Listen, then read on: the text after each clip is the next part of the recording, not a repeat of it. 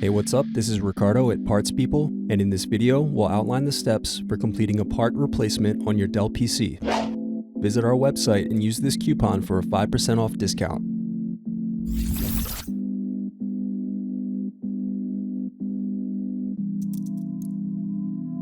Unscrew and remove bottom base.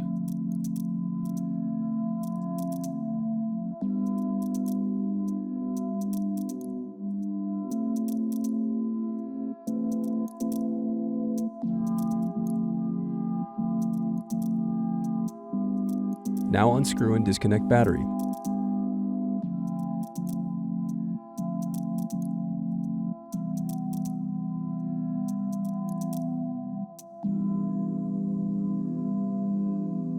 Thanks for watching. Don't forget to like and subscribe if you enjoyed this video.